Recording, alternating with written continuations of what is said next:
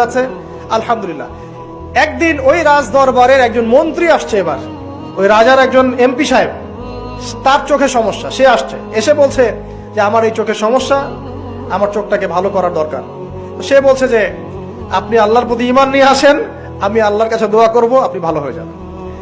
এবার সে আলহামদুলিল্লাহ ঈমান নিয়ে আনলো এবং সে ভালো হয়ে গেল।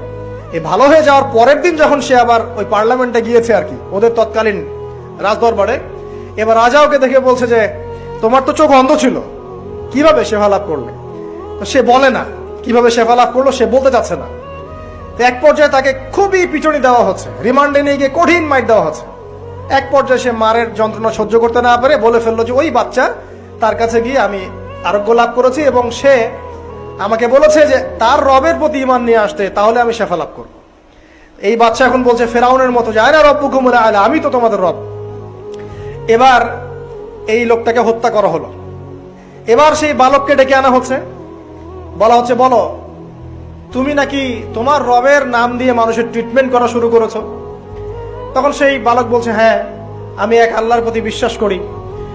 এখন রাজা বলছে আমি ছাড়া তোমাদের কোন ইলাহ আছে আমি তো জানি না।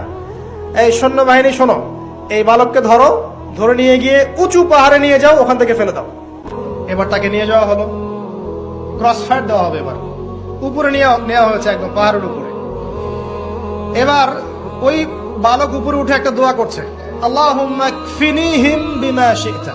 পাহাড় থরথর করে কাঁপা শুরু করলো এবং ওই সৈন্যবাহিনী পাহাড় থেকে পড়ে গেল, বালকের কিচ্ছু হলো না। আমি কিন্তু বানোয়াট কোনো গল্প বলছি না। এবার সে বালক হেঁটে হেঁটে চলে আসলো রাজদরবারে। আবার কি ব্যাপার, তুমি মরো নাই?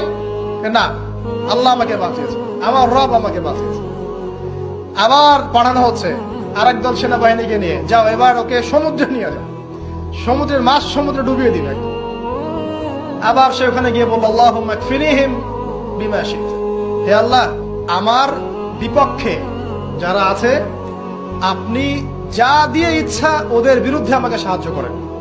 এবার ওই সমুদ্র উত্তাল হওয়া শুরু করলো এবং ওরা জাহাজ থেকে পড়ে গেল। এই বাচ্চা সেফলি আবার চলে আসলো রাজদরবারে। আসার পরে বলছে শোনেন, আমাকে এভাবে মারতে পারবেন না, আমাকে এইভাবে মারা যাবে না, আমি আপনাদেরকে বলে দিচ্ছি কিভাবে আপনি আমাকে মারতে পারবেন। তো বাচ্চা বলছে কিভাবে মারতে পারবো বলো? তখন সেই বাচ্চাটা বলছে যে আপনি সমস্ত এলাকার মানুষকে এক জায়গায় জড়ো করবেন, মানে পুরো নেশনের যত মানুষ সবাইকে একটা মাঠে নিয়ে আসবেন, মাঠের মাঝখানে একটা গাছ রোপণ করবেন বা একটা কিছু স্তম্ভ নির্মাণ